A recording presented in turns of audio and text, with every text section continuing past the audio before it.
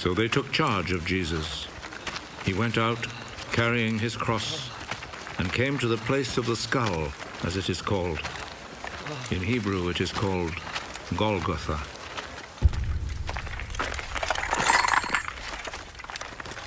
There they crucified him, and they also crucified 2 other men, one on each side, with Jesus between them.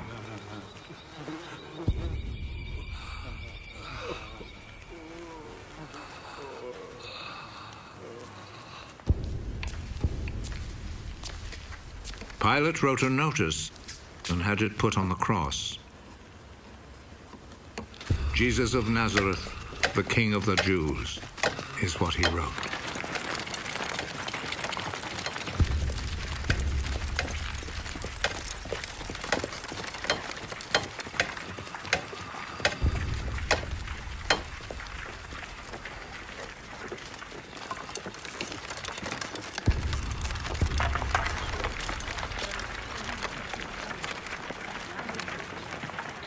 Many people read it because the place where Jesus was crucified was not far from the city. The notice was written in Hebrew, Latin, and Greek. The chief priest said to Pilate, "Do not write the King of the Jews, but rather..." This man said, "I am the King of the Jews." What I have written stays written.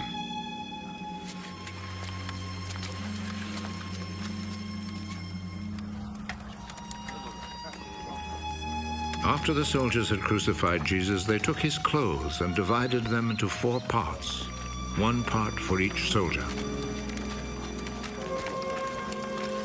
They also took the robe, which was made of 1 piece of woven cloth without any seams in it. The soldiers said to one another, "Let's not tear it. Let's throw dice to see who will get it." This happened in order to make the scripture come true. They divided my clothes among themselves and gambled for my robe. And this is what the soldiers did.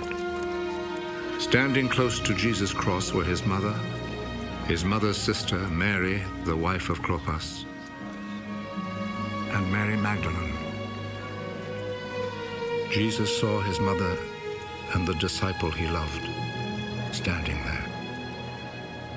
"He is your son." Then he said to the disciple, "She is your mother." From that time, the disciple took her to live in his home. Jesus knew that by now everything had been completed. And in order to make the scripture come true, he said,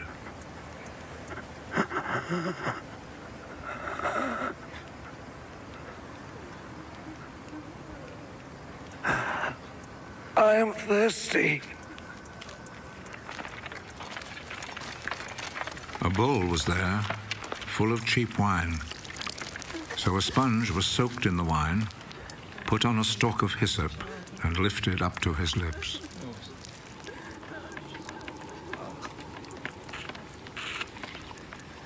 Jesus drank the wine.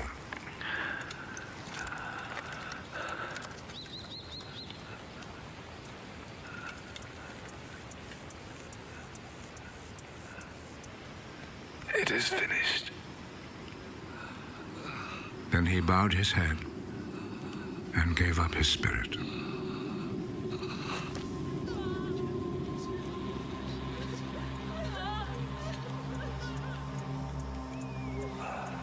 Then the Jewish authorities asked Pilate to allow them to break the legs of the men who had been crucified and to take the bodies down from the crosses. They requested this because it was Friday, and they did not want the bodies to stay on the crosses on the Sabbath, since the coming Sabbath was especially holy. So the soldiers went and broke the legs of the first man, and then of the other man who had been crucified with Jesus. But when they came to Jesus, they saw that he was already dead, so they did not break his legs. One of the soldiers, however, plunged his spear into Jesus' side,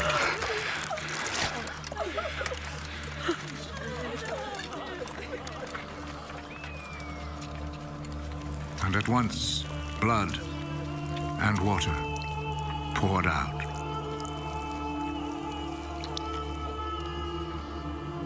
The one who saw this happen has spoken of it, so that you may also believe. What he said is true, and he knows that he speaks the truth. This was done to make the scripture come true. Not one of his bones will be broken. And there is another scripture that says, people will look at him whom they pierced.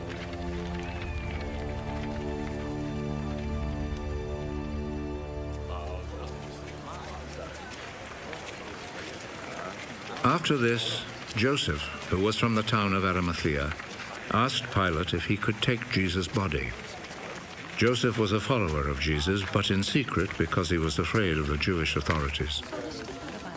Pilate told him he could have the body, so Joseph went and took it away.